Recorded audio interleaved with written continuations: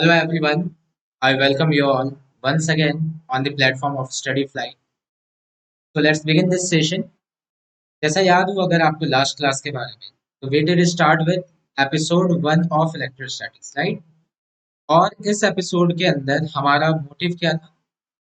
Electric charges and fields हमने start किया था इलेक्ट्रोस्टैटिक्स का जो पहला चैप्टर है हमारा, and our motive was to cover this topic which is properties of charge, right? तो ये हमें कवर करना था, जिसमें हम लोग आगे बढ़े थे। और जिन चीज़ों को हमने कवर किया था वो क्या थी? ये सारी चीज़ें थी, है ना? हमने कंसेप्ट ऑफ चार्ज के बारे में जाना था कि क्या टाइप्स ऑफ चार्जेस होते हैं, साइड यूनिट, डायमेंशन, करंट से हमने उसका डायमेंशन निकाला था चार्ज का, है ना? फिर हमने बेसिक क्वांटम ऑफ चार्ज देखा था। तो ये सारी चीज़ें हमने लास्ट क्लास में करा था, ऑलराइट? तो लास्ट क्लास में हमने ये सारी चीज़ें देखी थी, और इस क्लास में हम लोग एक्चुअल जो आपकी प्रॉपर्टीज ऑफ चार्जेस हैं वहां से स्टार्ट करने वाले हैं, ऑलराइट? तो कल की क्लास जहां हमने खत्म किया था, कल का क्लास को आज वहीं से स्टार्ट कर रहे हैं। और यहाँ पे देखो, हमने लास्ट में पढ़ा था बेसिक क्वांटम ऑफ चार्ज, और फिर क्या पढ़ा था हमने? Neutral body.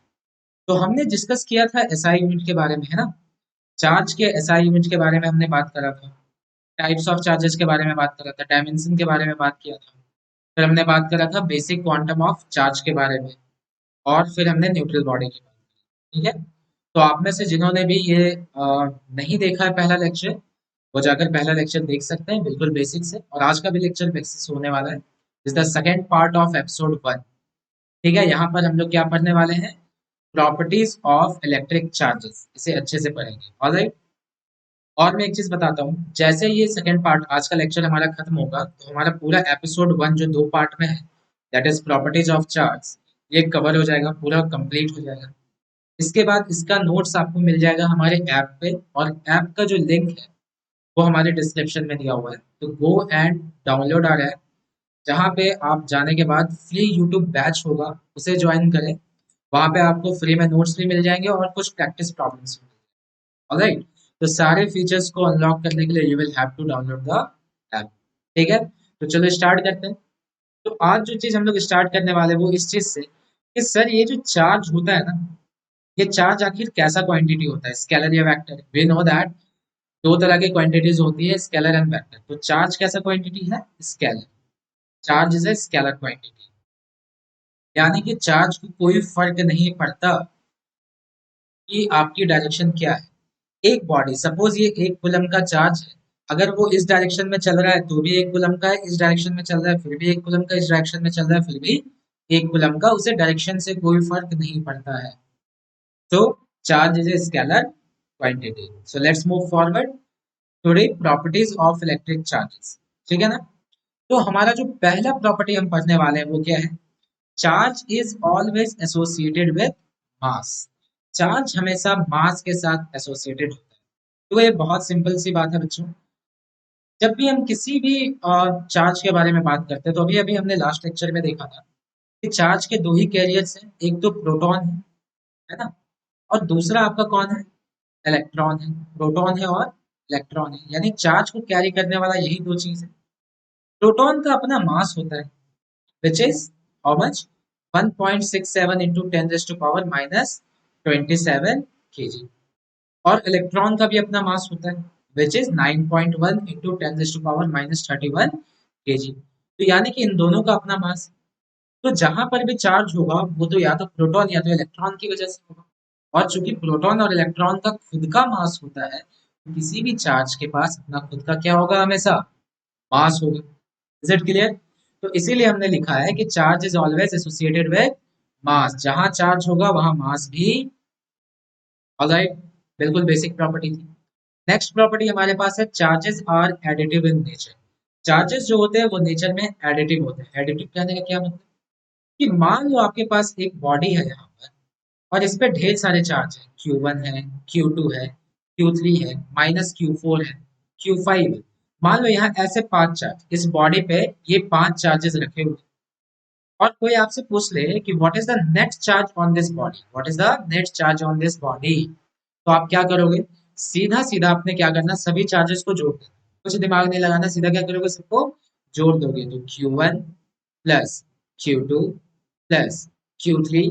अच्छा Q4 को देखो तो ये माइनस में है ना, तो हम यहाँ पे माइनस Q4 लिखेंगे क्योंकि Q4 क्या है, नेगेटिव में है, इसीलिए मैं यहाँ लिख दे रहा हूँ। एडिटिव के साथ साथ हमें ये याद रखना है कि हमें हमेशा विथ साइन लिखना है, विथ साइन। तो यानी कि जो नेगेटिव में है उसे नेगेटिव में ही ऐड करेंगे, यानी कि सब्ट्रैक्ट करेंगे। ठीक है, Q4 हो गया, फिर Q5 प्लस Q5 कर देंगे, ये हमारा हो गया net charge on this D.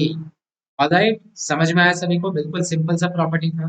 So let's move for तीसरी प्रॉपर्टी जो हमारी है, that is like charges repel each other and unlike charges attract each other. एक बहुत बेसिक सा प्रॉपर्टी, बचपन से हमें पता है कि लाइक चार्जेस, एक जैसे चार्जेस एक दूसरे को रिपेल करते हैं, और अपोजिट चार्जेस या अनलाइक चार्जेस एक दूसरे को अट्रैक्ट करते हैं। तो देखो यहाँ पे दो चार्जेस पहले केस में कौन कौन से हैं, पॉजिटिव एंड पॉजिटिव। तो पॉजिटिव पॉजिटिव हमेशा क्या करेगा, एक दूसरे को रिपेल करेगा, क्योंकि एक जैसा है, लाइक चार्ज है, तो लाइक चार्ज एक दूसरे को क्या करेगा, रिपेल करेगा।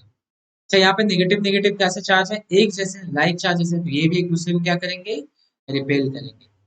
अच्छा ये तीसरे केस में देखो, एक पॉजिटिव है जबकि दूसरा नेगेटिव है।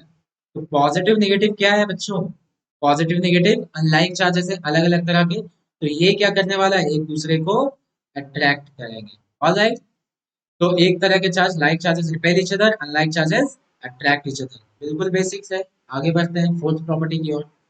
चौथा प्रॉपर्टी क्या है, charges are conserve for an isolated system.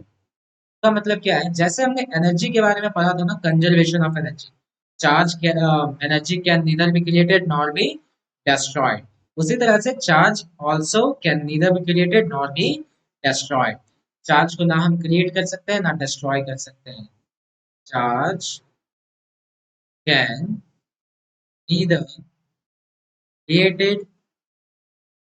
created nor be destroyed, यानी कि इसको ना हम क्रिएट कर सकते हैं ना डिस्ट्रॉय कर सकते हैं। तो क्या कर सकते हैं सर, तो सिर्फ हम एक बॉडी से दूसरे बॉडी में चार्ज का ट्रांसफर कर सकते हैं। ठीक है, बिल्कुल, जैसे मान लो यहाँ पे मेरे पास दो बॉडीज हैं।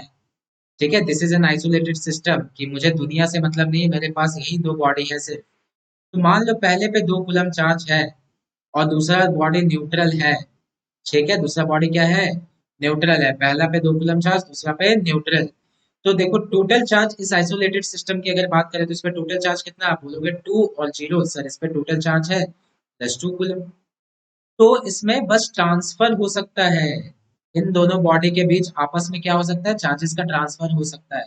हो सकता है कि कुछ टाइम के बाद इसके पास 1 कूलम हो और इसके पास भी 1 कूलम हो। अब देखो दोनों बॉडी पे चार्जेस बदल गई, पहले इस पे 2 कूलम था, अब इस पे 1 कूलम है, यानी चार्ज की वैल्यू घट गई। पहले ये न्यूट्रल था, यानी कि पहले इस पे चार्ज ही नहीं था, अब इस पे 1 कूलम का चार्ज आ गया, यानी इस पे चार्ज बढ़ गया है ना। पर अगर नेट चार्ज देखोगे तो अभी भी नेट चार्ज 1 + 1 कितना है, +2 कूलम में से, पहले भी कितना था, +2 कूलम में से। तो यानी कि चार्ज को बनाया या बर्बाद किया नहीं जा सकता है, बस वो एक बॉडी से दूसरे बॉडी में ट्रांसफर किया जा सकता है, जैसे कि यहाँ पे हुआ है ना, यहाँ से 1 कूलम उठ के कहाँ चला गया, इसके पास चला गया, इसीलिए इसके पास बच गया 1 कूलम और इसके पास भी आ गया 1 कूलम, पर नेट चार्ज अभी भी +2 कूलम है, जो पहले भी +2 कूलम। ऑल राइट, तो ये हमारा चौथा और बहुत बेसिक प्रॉपर्टी। इसके बाद फिफ्थ प्रॉपर्टी क्या है sir, what is the fifth property, है ना। तो पांचवी प्रॉपर्टी क्या है, कि concentration of charge depends upon shape of the conductor. अच्छा, मतलब कि चार्ज कहाँ पे ज्यादा है कहाँ पे कम है, ये डिपेंड करता है शेप ऑफ द कंडक्टर पे। क्या इसका मतलब है सर, चलो एग्जांपल से देखते हैं, फटाक से समझ में आ जाए। यहाँ पे देखो ये हमारे पास कुछ चीजें हैं, लुक एट दिस, यहाँ पे कुछ चीजें आपको दिख रही होंगी, है ना। यहाँ पे क्या है, देखो दो कंडक्टर हमारे पास है, ये सारे इंसुलेटिंग स्टैंड्स है, इस पे हमें ध्यान नहीं देना। यहाँ पे आपके पास दो कंडक्टर है, एक ये और एक ये। ये कैसा है, स्फेरिकल कंडक्टर है, देखो बिल्कुल सिमेट्रिक है ना, बिल्कुल स्फेरिकल। और ये कैसा है, पर्ल शेप्ड। पर्ल शेप्ड का मतलब देखो एक साइड ज्यादा वो है, एक साइड ज्यादा फैला हुआ है, फ्लैट है, जबकि दूसरे साइड आप क्या देखोगे, दूसरे साइड थोड़ा शार्प है ना। एक साइड फ्लैट है और दूसरी साइड शार्प है, ये चीज दिख रही है आपको। तो आप क्लियरली नोटिस कर पाओगे कि स्फेरिकल कंडक्टर में आप देखो सभी जगह पे चार्ज बराबर बराबर बटा हुआ है ना, सब जगह बराबर बराबर सिमेट्रिकली बटा हुआ है। पर अगर यहाँ पर्ल शेप्ड वाले में आप देखोगे तो देखो फ्लैट जिधर है ना, जिधर राउंडेड शेप है, देखो वहां पे कम चार्जेस है, चार्ज की डेंसिटी कम है।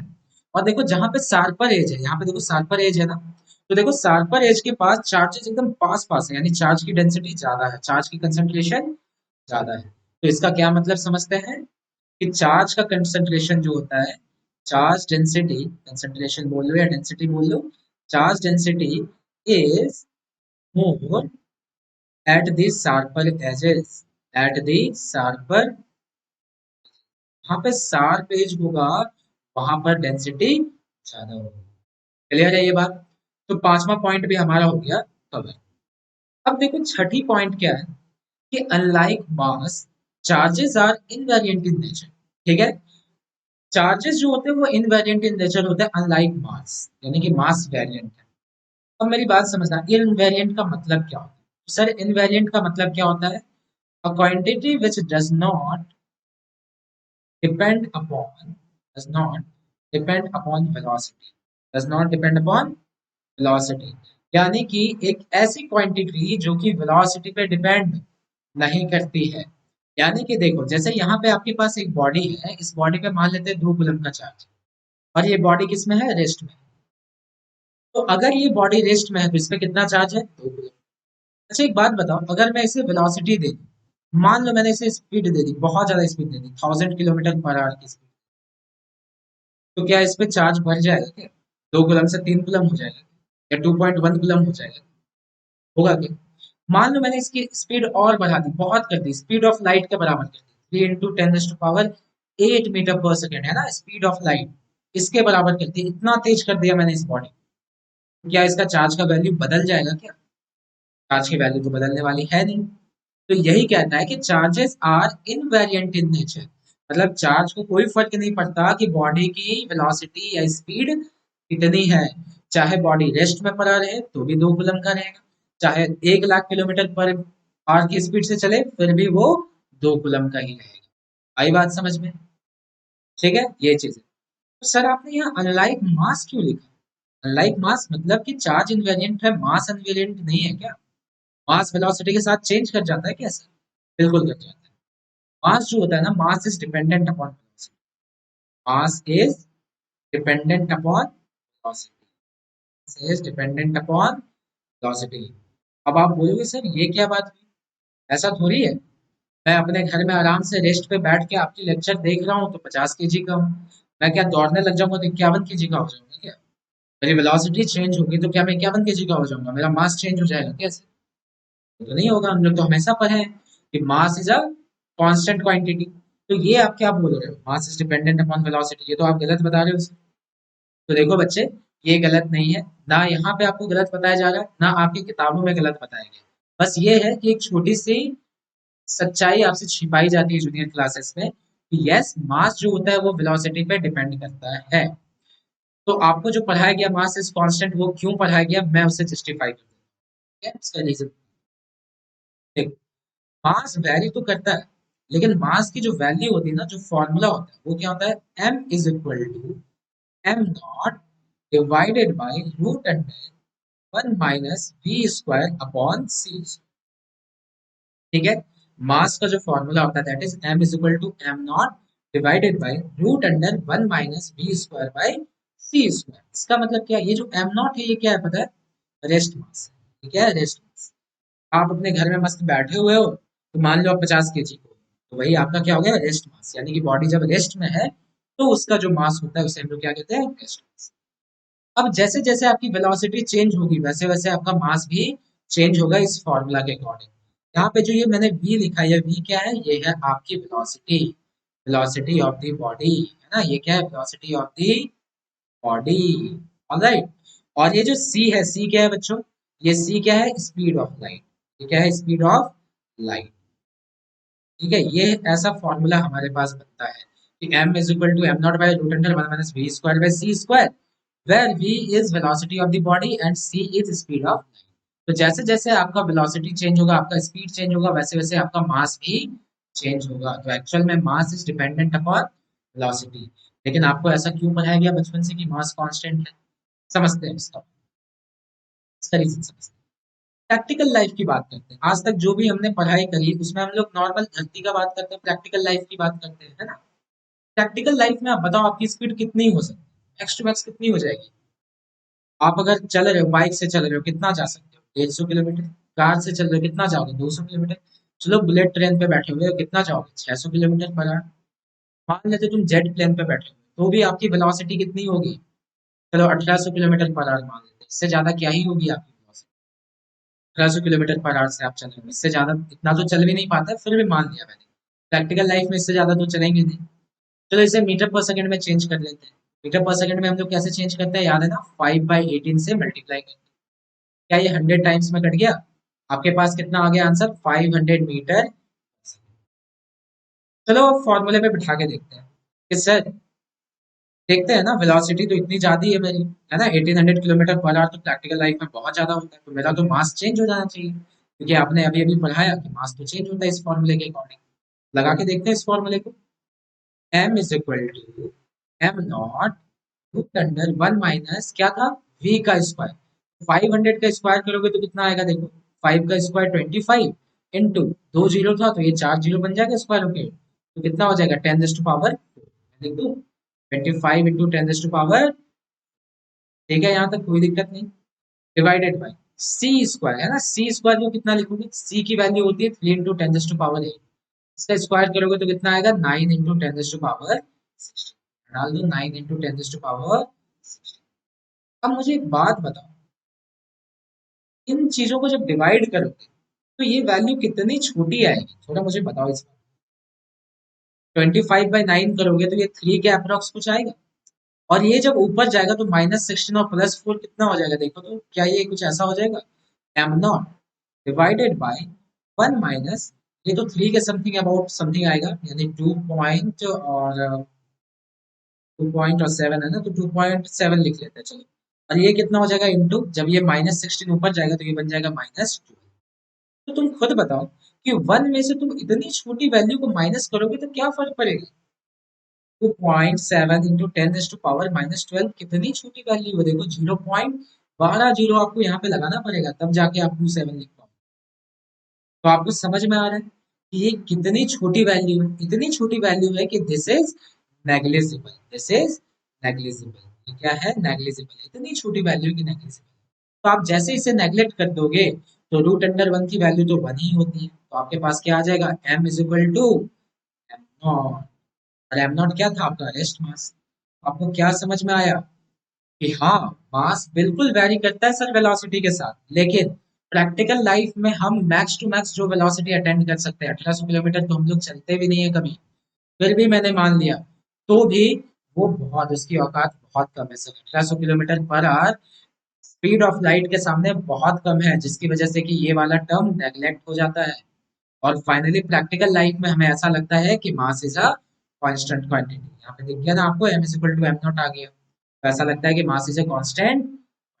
आई बात समझ में? तो मास क्या होता है? वेरिएंट होता है, पर प्रैक्टिकल लाइफ में हमें ये पता नहीं चलता, इसका ज्यादा फर्क नहीं पड़ता। क्लियर है? पर चार्ज के साथ ऐसा नहीं है। चार्ज को आप कितना स्पीड दे दो, अगर स्पीड ऑफ लाइट के बराबर भी पहुंचा दोगे ना, फिर भी उसकी वैल्यू 2 कूलम है तो 2 कूलम ही है, उसे वेलोसिटी से बिल्कुल फर्क नहीं पड़ता। ऑलराइट, चाहे आप प्रैक्टिकल सिचुएशन लो चाहे आप आइडियल सिचुएशन। ठीक है, आगे बढ़े। तो ये तो हमारा हो गया छठा। अब सातवां जो हमारा प्रॉपर्टी है, that is quantization of charge. बहुत सिंपल बेसिक सा चीज है पर इम्पोर्टेंट। ठीक है, और बहुत सारे बच्चे को थोड़ा कंफ्यूजन भी होता है क्वांटाइजेशन। समझो क्वांटाइजेशन ऑफ चार्ज क्या चीज है। क्वांटाइजेशन, देखो क्वांटाइजेशन कहीं ना कहीं क्वांटम जैसे साउंड कर रहा है क्या? कहीं ना कहीं क्वांटम जैसे साउंड कर रहा है क्या? क्वांटम जैसे साउंड कर रहा है। और क्वांटम के बारे में मैंने बता रखा है कि क्वांटम का मतलब क्या होता है? पैकेट। है कि नहीं? क्वांटम का मतलब क्या होता है? पैकेट। समझ रहे हो बात? तो क्वांटम का मतलब क्या होता है? पैकेट। और कल मैंने एक बात आपको बताई कि चार्ज का जो सबसे छोटा पैकेट होता है वो कौन सा होता है बताओ? एक प्रोटॉन या एक इलेक्ट्रॉन, जिसे हम बेसिक क्वांटम ऑफ चार्ज से डिनोट करते हैं, E is equal to 1.6 into 10 to power -19। जिसे नहीं पता है ये पिछले लेक्चर को जाके देख लो, फर्स्ट पार्ट ऑफ एपिसोड 1। तो प्रोटॉन होगा तो पॉजिटिव में होगा, इलेक्ट्रॉन होगा तो नेगेटिव में होगा, पर वैल्यू इतनी ही होगी सबसे छोटी वैल्यू। तो मान लो आपके पास दो बॉडी है, ठीक है, बिल्कुल बेसिक से समझना। आपके पास दो बॉडी है, this is body A and this is body. दोनों बॉडी स्टार्टिंग में न्यूट्रल, क्या है शुरुआत में ये दोनों ही बॉडी न्यूट्रल। तो अगर दोनों बॉडी न्यूट्रल है तो मतलब दोनों में नंबर ऑफ प्रोटॉन्स और नंबर ऑफ इलेक्ट्रॉन्स बराबर है, तभी तो न्यूट्रल है। ऑलराइट। अब अगर मुझे इन दोनों बॉडी को चार्ज करना है तो कोई भी बॉडी चार्ज कैसे हो, कि चार्ज तो हम प्रोड्यूस कर नहीं सकते, अभी हमने देखा कि charge can neither be created nor be destroyed. तो चार्ज को हम बना तो सकते नहीं हैं। तो चार्ज को हम क्या सकते हैं, बस एक बॉडी से दूसरे बॉडी में ट्रांसफर कर। तो बताओ चार्ज को जब ट्रांसफर करेंगे तो चार्ज के तो दो ही कैरियर्स हैं, कौन कौन से, एक तो प्रोटॉन है और एक कौन है, इलेक्ट्रॉन। चार्ज के तो दो ही कैरियर हैं, प्रोटॉन और। अब मुझे एक बात बताओ, आपने केमिस्ट्री में ये पढ़ रखा होगा कि न्यूक्लियस होता है और इलेक्ट्रॉन इसके चारों ओर घूमते हैं। और प्रोटॉन जो होता है, प्रोटॉन न्यूक्लियस के अंदर बंद होता है। तो प्रोटॉन को अगर मुझे एक बॉडी से दूसरे बॉडी में ट्रांसफर कराना है, सोचो, प्रोटॉन को अगर एक बॉडी से दूसरी बॉडी में ट्रांसफर कराना है तो उसके लिए मुझे कितना मेहनत लगेगा, क्योंकि मुझे न्यूक्लियस को ब्रेक करना होगा, क्योंकि प्रोटॉन तो आपके न्यूक्लियस के अंदर बैठे हुए हैं। तो पहले मुझे क्या करना होगा, न्यूक्लियस को तोड़ना होगा, ब्रेक करना होगा, फिर वहां से प्रोटॉन को उठा के मैं दूसरे बॉडी में ले जाऊंगा। तो वो कैसा रिएक्शन हो जाएगा, एक न्यूक्लियर रिएक्शन हो जाएगा। बिल्कुल वही फेनोमेनन है ये जिसकी वजह से आपका न्यूक्लियर रिएक्टर भी काम करता है, और जो आप एटम बॉम्ब पढ़ते आ रहे हो, हिरोशिमा नागासाकी पे गिराया गया था, वो भी उसी फंडे पे काम करता है। तो न्यूक्लियर रिएक्शन थोड़ी ना कराने बैठ रहे हैं हम लोग। तो इसीलिए प्रोटॉन का ट्रांसफर कराना क्या है, बहुत मुश्किल है। क्या ट्रांसफर होता है, इलेक्ट्रॉन ट्रांसफर होता है। ठीक है, एक बॉडी से दूसरे बॉडी में क्या ट्रांसफर होता है, इलेक्ट्रॉन ट्रांसफर होता है। सपोज ये दो बॉडी अगर न्यूट्रल है और इन दोनों को मुझे चार्ज करना है तो मैं क्या करूंगा, एक बॉडी से इलेक्ट्रॉन उठाकर दूसरे बॉडी में ट्रांसफर करा दूंगा। बहुत सारे मेथड है, बाद में उन मेथड्स को हम लोग करेंगे आगे। तो मान लो यहाँ से एक इलेक्ट्रॉन उठकर इस बॉडी में चला गया, यहाँ से एक इलेक्ट्रॉन उठकर इस बॉडी में चला गया। तो मुझे एक बात बताओ, बॉडी ए न्यूट्रल था, मतलब यहाँ पे जितने प्रोटॉन्स थे उतने ही इलेक्ट्रॉन्स थे। अब एक प्रोटॉन उठ के चला गया, सॉरी, एक इलेक्ट्रॉन उठ के चला गया है ना, इस बॉडी से, बॉडी ए से एक इलेक्ट्रॉन उठ के चला गया। देखो तो वहां एक इलेक्ट्रॉन की कमी नहीं हो गई क्या, मान लो पहले 10 प्रोटॉन था और 10 इलेक्ट्रॉन था, है ना, इस बॉडी न्यूट्रल था, मतलब 10 प्रोटॉन और 10 इलेक्ट्रॉन था, मान लेते हैं। उसमें से एक इलेक्ट्रॉन निकल के चला गया, अब कितना बचा, प्रोटॉन तो अभी भी 10 है लेकिन इलेक्ट्रॉन तो 9 ही बचे। तो आप क्या बोलोगे, सर एक प्रोटॉन तो ज्यादा हो गया। तो एक प्रोटॉन अगर ज्यादा हो गया तो क्या इस पे पॉजिटिव चार्ज नहीं आ जाएगा क्या? क्योंकि प्रोटॉन कैसा चार्ज कैरी करता है, पॉजिटिव। प्रोटॉन ज्यादा है, प्रोटॉन की संख्या ज्यादा है तो इस पे कैसा चार्ज आ जाएगा, पॉजिटिव। अच्छा, कितना प्रोटॉन ज्यादा है, एक, क्योंकि एक इलेक्ट्रॉन छोड़ के गया है। तो आप बोलोगे एक प्रोटॉन में कितना चार्ज होता है, ई के बराबर होता है सर। यानी अगर एक इलेक्ट्रॉन ए से उठकर बी में चला जाए तो आप बोलोगे ए पे कितना चार्ज आ गया, प्लस ई के बराबर। इसी तरह से बी के पास देखो, बी भी पहले न्यूट्रल था, यानी इसके पास अगर 100 इलेक्ट्रॉन थे तो प्रोटॉन भी 100 थे, 100 इलेक्ट्रॉन्स तो 100 प्रोटॉन्स, इसीलिए बी भी क्या था, न्यूट्रल था।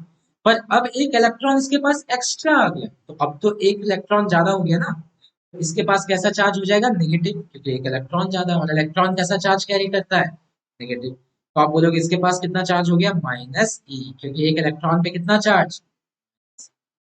अच्छा, मान लो दो इलेक्ट्रॉन उठ के गया था, मान लो एक नहीं बल्कि कितने इलेक्ट्रॉन उठ के गए हैं, दो इलेक्ट्रॉन। तो आप बोलते सर यहाँ पे दो इलेक्ट्रॉन का कमी हो गया, यानी दो प्रोटॉन ज्यादा हो गए। तो आप बोलते सर यहाँ पे चार्ज हो गया कितना, +2 ही। एक प्रोटॉन पे चार्ज प्लस ही तो दो प्रोटॉन पे +2 ही। उसी तरह आप बोलोगे सर यहाँ पे तो दो इलेक्ट्रॉन ज्यादा हो गए तो इस पे चार्ज कितना, -2 ही। आगे बात समझ में। तो इसी तरह से अगर तीन इलेक्ट्रॉन उठ के गया होता तो आप बोलते सर इस पे +3 ही और इस पे -3। तो मान लो यहाँ पे तो कितने भी नंबर ऑफ इलेक्ट्रॉन्स जा सकते हैं ना, एक्चुअल एक बॉडी के अंदर अनगिनत इलेक्ट्रॉन्स प्रोटॉन्स होते हैं ना, बहुत सारे होते हैं, you can not count them, millions trillions billions में होते हैं। तो आप बोल सकते हो कि मान लेते हैं कितना इलेक्ट्रॉन उठ के गया, n इलेक्ट्रॉन्स, कितना उठ के गया, n इलेक्ट्रॉन्स। अगर n इलेक्ट्रॉन्स उठ के गया तो बॉडी ए पे कितना चार्ज हो जाएगा, जैसे एक जा रहा था तो +1, दो जा रहा था तो +2 ही, उसी तरह से अगर n गया तो कितना हो जाएगा प्लस एन ई। क्लियर है ये बात? उसी तरह से इसके पास n इलेक्ट्रॉन आ गया है तो इसके पास टोटल चार्ज कितना हो जाएगा बताओ, माइनस एन। क्लियर है ना? एक आया था तो माइनस ई, दो आया था तो minus two E, an electron उठ के आया तो माइनस एन। क्या यहाँ तक पूरा फेनोमेना समझ में आया?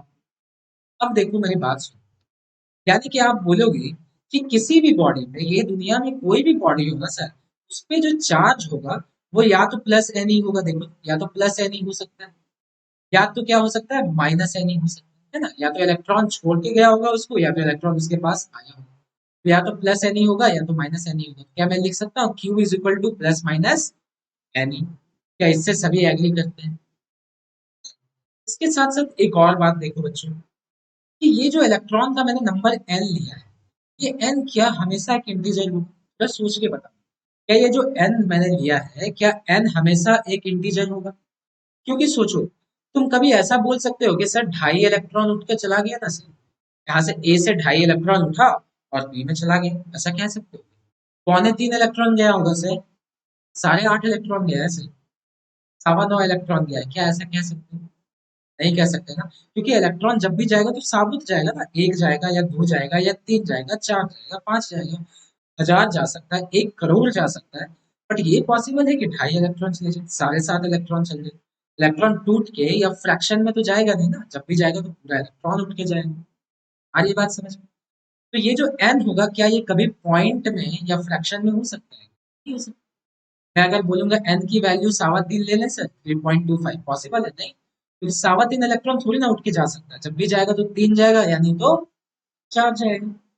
तो यानी कि n की वैल्यू कभी भी क्या नहीं हो सकती है, n की वैल्यू कभी भी डेसिमल या फ्रैक्शन नहीं हो सकती, हमेशा क्या होगा, एक इंटीजर होगा। तो क्या समझ में आया पूरा फेनोमेना? फील आई बात की? तो n की वैल्यू हमेशा क्या होने वाली है, इंटीजर होने वाली है। तो क्या मैं क्वांटाइजेशन ऑफ चार्ज को, इतना जो मैंने कहानी समझाया, इसे कंक्लूड करके लिख सकते हो कि charge on any body Q is equal to plus minus n e? लिख सकते हैं, जहां पर n क्या है, n हमेशा क्या होगा, एक इंटीजर होगा, हमेशा एक इंटीजर होगा, कभी भी डेसिमल या फ्रैक्शन नहीं हो सकता। और ये e क्या है, इसके बारे में तो पढ़ रखा है हमने, बेसिक क्वांटम ऑफ चार्ज। क्या है बेसिक क्वांटम ऑफ चार्ज? क्या मैं कह सकता हूँ कि क्वांटाइजेशन ऑफ चार्ज क्या स्टेट करता है, कि it states that the total charge on a body, total charge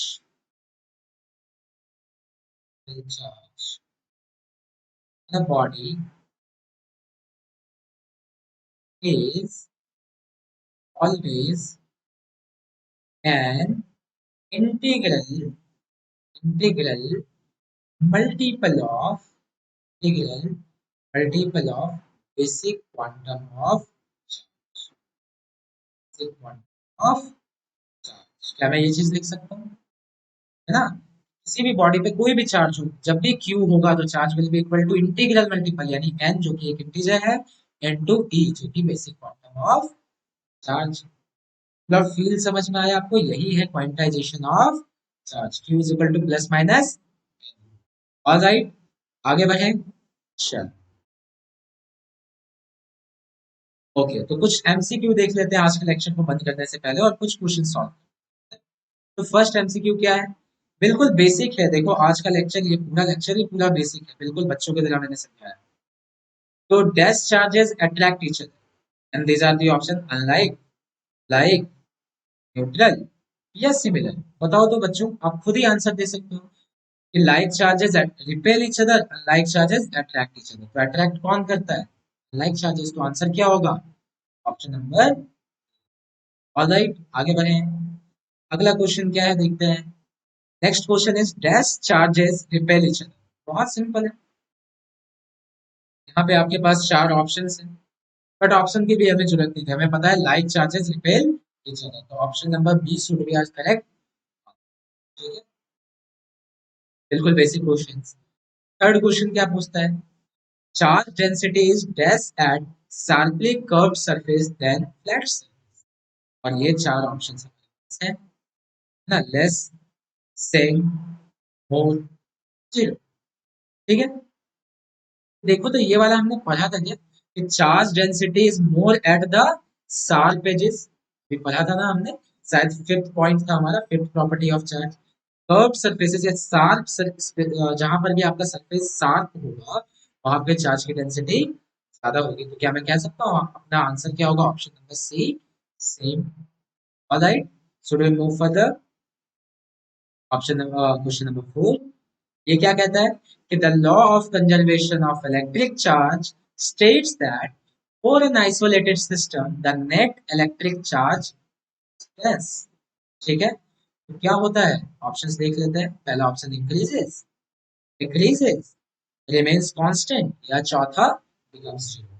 तो देखो law of conservation of charge तो यही कहता है कि charge can neither be created nor be destroyed, जितना पहले था बाद में भी उतना ही रहेगा, सिर्फ एक बॉडी से दूसरे बॉडी में ट्रांसफर किया जा सकता है, यानी अपना आंसर क्या होना चाहिए, रिमेन्स कांस्टेंट।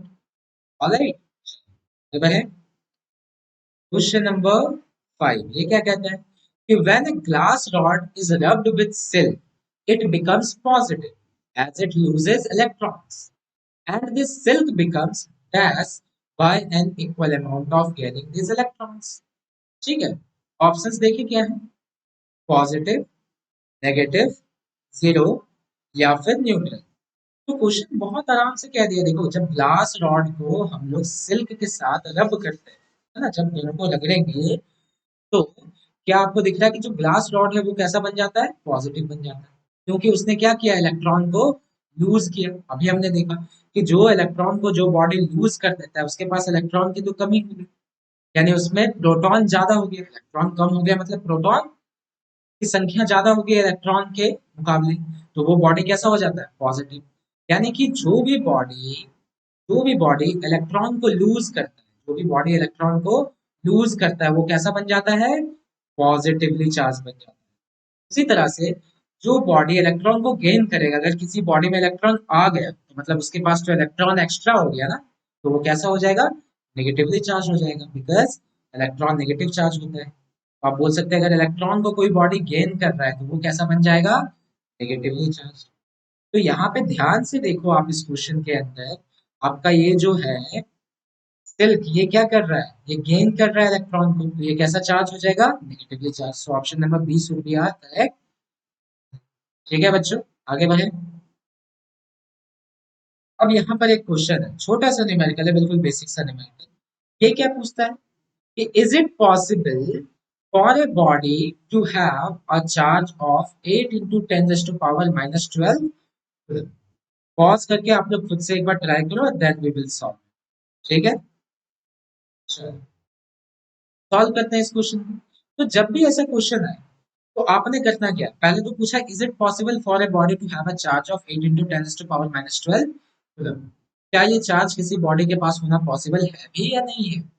ठीक है, तो सिंपल है, जब भी ऐसी क्वेश्चन आए तो आप quantization of energy, quantization of charge याद करो। क्वांटाइजेशन ऑफ चार्ज क्या कहता है, Q is equal to plus minus n. अच्छा यहाँ पॉजिटिव चार्ज की बात हो रही है तो प्लस वाला ही लेंगे। देखो यहाँ पे चार्ज बॉडी की दे रखी है ना, चार्ज बॉडी की दे रखी है, कितना दे रखा है, 8 इंटू, यानी Q का वैल्यू दे रखा है आपको 8 into 10⁻12 is equal to, positive है तो सिर्फ पॉजिटिव पार्ट लेंगे, नेगेटिव लिखने की जरूरत नहीं है, एन लिखेंगे इंटू ई। ई की वैल्यू तो हमें पता है कितनी होती है, 1.6 इंटू 10⁻⁻90। अब देखो, अब ये एन की वैल्यू यहाँ से हम लोग बहुत प्यार से निकाल लेंगे, एन की वैल्यू कितनी हो जाएगी, 8 इंटू 10⁻⁻12 डिवाइडेड बाई, ये इधर जाके डिवाइड हो जाएगा 1.6 इंटू 10⁻⁻, तो ये जब डिवाइड होगा 1.6 से तो देखो ये 5 टाइम्स में कट जाएगा, तो n इज इक्वल टू कितना हो जाएगा, 5 इंटू, और ये जब ऊपर जाएगा तो -19 था तो क्या हो जाएगा, +19, +19 और -12 विल बिकम हाउ मच, 10⁻7। ठीक है, तो n की वैल्यू आपके पास कितनी आ गई, 5 इंटू 10⁻7। क्लियर है। अब आपको क्या देखना है, क्वांटाइजेशन ऑफ चार्ज क्या कहता था बच्चों, कि Q is equal to n e, जहां पे n क्या है, हमेशा एक इंटीजर होना चाहिए, क्या होना चाहिए, इंटीजर, कभी भी ये डेसिमल में या फ्रैक्शन में नहीं होना चाहिए। तो आप बस सिंपल जाओ देखो n की जो वैल्यू आपकी आई है वो डेसिमल में फ्रैक्शन में है क्या, तो 5 × 10⁻⁷ कितना हो गया? ये कुछ आपका चला गया 5 लाख के आसपास, 50 लाख के आसपास, 50 lakhs। तो क्या 50 लाख एक डेसिमल वैल्यू, क्या एक फ्रैक्शनल वैल्यू? नहीं है, ये तो एक इंटीजर है। 50 लाख तो एक इंटीजर है। तो मतलब ये जैसे ही इंटीजर हुआ, इट इज एन इंटीजर, और यही तो क्वांटाइजेशन ऑफ चार्ज कहता है। तो अगर ये इंटीजर है तो इसका क्या मतलब बना कि यस इज इज पॉसिबल, यानी कि 8 × 10⁻⁻² कूलम का चार्ज किसी बॉडी पे होना बिल्कुल पॉसिबल। ऑलराइट, तो आपको समझ में आया ऐसे क्वेश्चन को कैसे बनाएंगे। Q is equal to N ही लगाएंगे, एन की वैल्यू निकालेंगे और देख लेंगे कि जो एन का वैल्यू हमारा आया है क्या वो एक इंटीजर है या नहीं है। अगर इंटीजर है तो पॉसिबल है, अगर इंटीजर नहीं है तो possible. Alright, so we move forward. चलो सेकंड क्वेश्चन भी ऐसा ही है। Is it possible for a body to have a charge of 1.6 × 10⁻⁻16? तो देखो जल्दी पॉज करके ट्राई करो, अदरवाइज मैं बना रहा हूँ। जल्दी जल्दी बनाता हूँ क्योंकि सिमिलर मेथड है। Q is equal to plus minus any. आप बोलोगे सर Q का वैल्यू दे रखा है 1.6 × 10⁻⁻21 इज इक्वल टू, पॉजिटिव है तो सिर्फ प्लस वाला ले रहा हूँ, n इंटू ई की वैल्यू होती है 1.6 × 10⁻⁻19।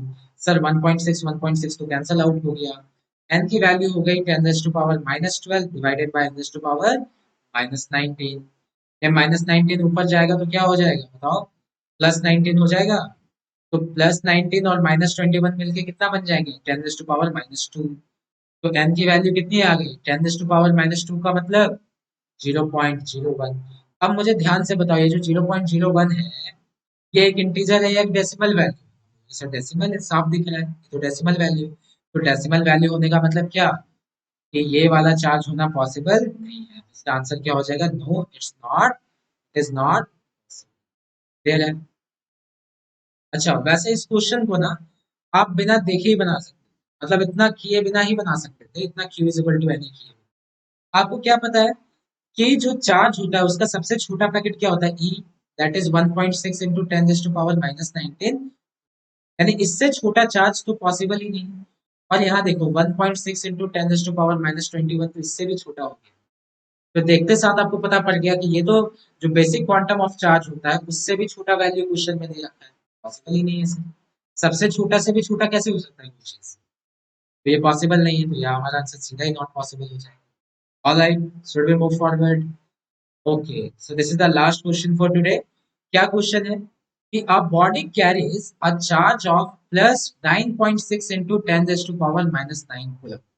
पहले ही कर दिया कि एक बॉडी के पास इतना चार्ज है। तो बोलता है find the number of electrons that has left this body. अब इस बॉडी के पास अगर इतना चार्ज है तो एक बात तो क्लियर है मेरे बच्चों कि पॉजिटिव में चार्ज कब होता है, जब बॉडी को इलेक्ट्रॉन छोड़ के गई, यानी इलेक्ट्रॉन लूज किया हो उस बॉडी ने। तो यही पूछ रहा है कि इस बॉडी ने कितना इलेक्ट्रॉन लूज किया होगा, what is the number of electrons जो इस बॉडी को छोड़ के गए। तो सिंपल है ना सर, एन की वैल्यू ही तो निकालनी है, एन ही तो था नंबर ऑफ इलेक्ट्रॉन्स जो कि यूज कर रहा है या फिर गेन कर रहा है। पॉजिटिव है तो पॉजिटिव के केस में क्या होता है, एक बॉडी पॉजिटिव कब होता है, जब वो लूज करता है। तो सिंपल सी बात है, एन की वैल्यू निकालनी है और कुछ भी नहीं। तो हमें पता है Q is equal to plus minus any. Q की वैल्यू दे रखी है कितनी, 9.6 × 10⁻⁻9 कूलम।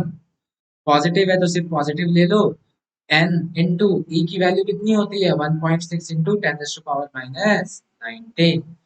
तो देखो यहाँ से n की वैल्यू कितनी निकल कर आ जाएगी, 9.6 × 10⁻⁻19 डिवाइडेड बाय, अच्छा ये 9 है ना, सॉरी राइट इट एज